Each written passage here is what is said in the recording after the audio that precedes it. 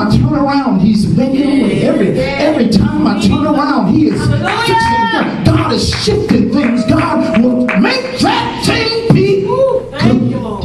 Thank you. When you're on purpose, when you're on purpose.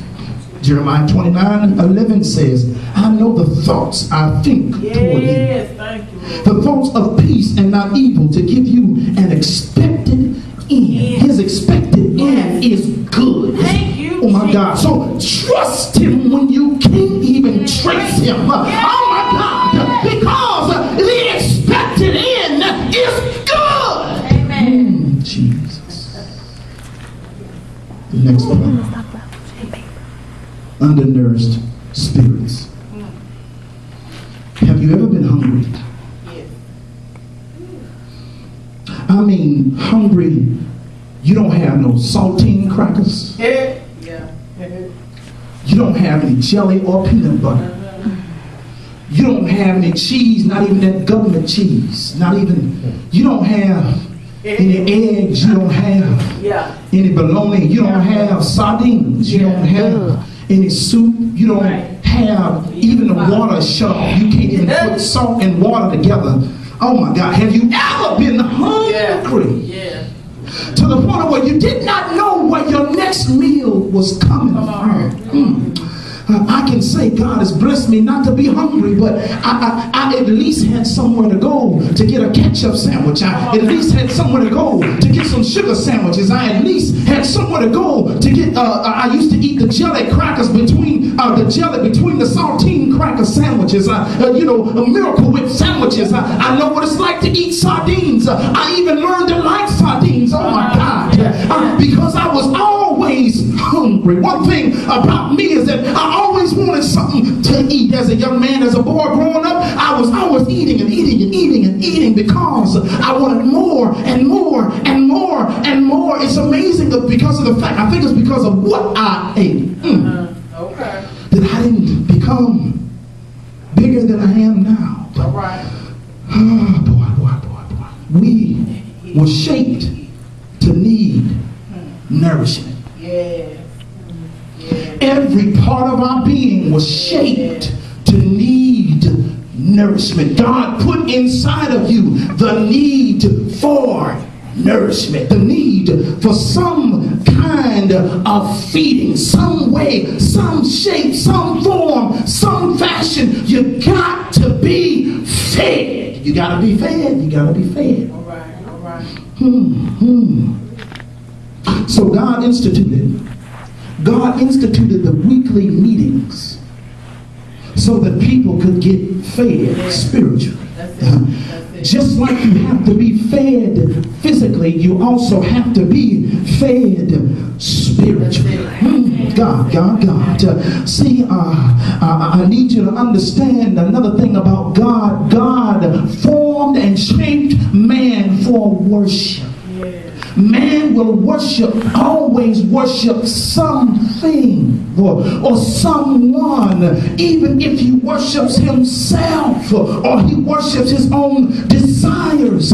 God created man with the propensity to worship, the desire for some kind of worship. It is inescapable. We all need and do worship. We might be worshiping the wrong thing. We might be worshiping our car. We might be worshiping our job. But man was created for worship. Yes. Amen. Jesus. God. But Jesus came. The Lord came to show us what we should be worshiping. Instead of worshiping ourselves. See, let me tell you something. Anybody that says, I'm grown, I do what I want to do. I do what I feel like doing. It's my prerogative. I do what I want to do. I live like I want to live. I go where I want to go. I drink what I want to drink. I smoke what I want to smoke. They have just told you who they worship. I. At the beginning of those sentences, they go to the church of I. They go to the worship meeting and I. They are an I-ist, not a Baptist or a Methodist or a Pentecostal. They are an I-ist. They are an I. They worship I. By virtue of the fact that they said everything, I'll do what I feel like doing. I go where I feel like going. I say what I feel like saying. And this is my house. This is my car. I do what I want to do. They just told you who they worship.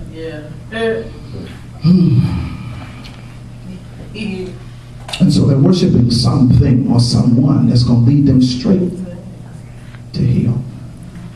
Because everything centers around I. In Bible study this past week, we talked about how in the early Christian church,